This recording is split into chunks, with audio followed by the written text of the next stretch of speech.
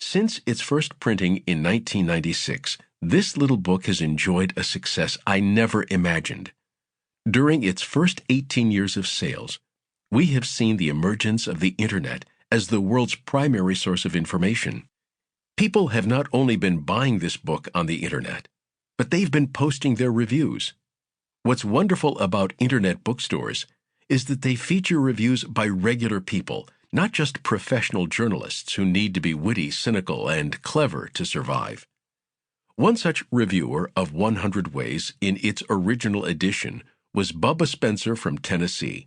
He wrote, "Not a real in-depth book with many complicated theories about how to improve your life. Mostly just good tips to increase your motivation. A should read if you want to improve any part of your life." Bubba gave this book 5 stars, and I am more grateful to him than to any professional reviewer. He says I did what I set out to do. Making the simple complicated is commonplace. Making the complicated simple, awesomely simple, that's creativity. Charles Mingus, legendary jazz musician. 1. Get on your deathbed. A number of years ago, when I was working with psychotherapist Devers Brandon, she put me through her deathbed exercise. I was asked to clearly imagine myself lying on my own deathbed and to fully realize the feelings connected with dying and saying goodbye. Then she asked me to mentally invite the people in my life who were important to me to visit my bedside, one at a time.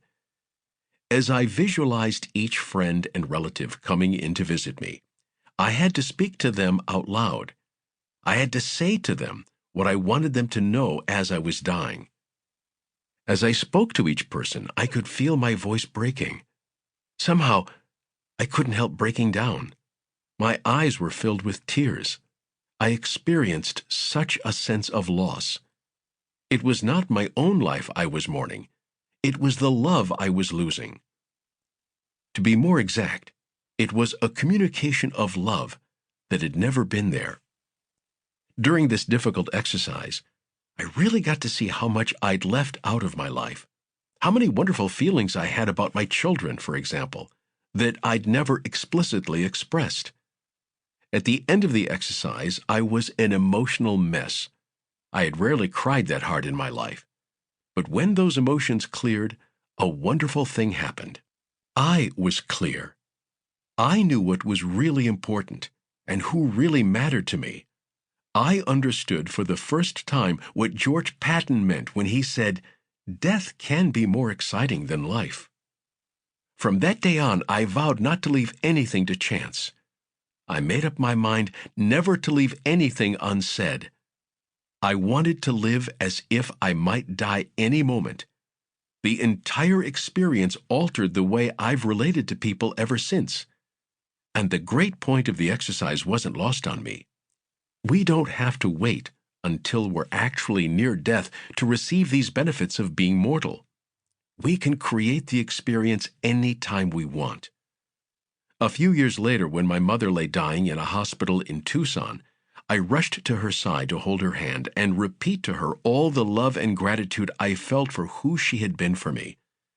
When she finally died, my grieving was very intense, but very short. In a matter of days, I felt that everything great about my mother had entered into me and would live there as a loving spirit forever. A year and a half before my father's death, I began to send him letters and poems about his contribution to my life. He lived his last months and died in the grip of chronic illness, so communicating and getting through to him in person wasn't always easy.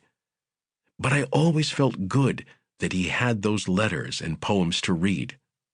Once he called me after I'd sent him a Father's Day poem, and he said, "Hey, I guess I wasn't such a bad father after all." Poet William Blake warned us about keeping our thoughts locked up until we die. "When thought is closed in caves," he wrote, "then love will show its roots in deepest hell." Pretending you aren't going to die is detrimental to your enjoyment of life. It is detrimental in the same way that it would be detrimental for a basketball player.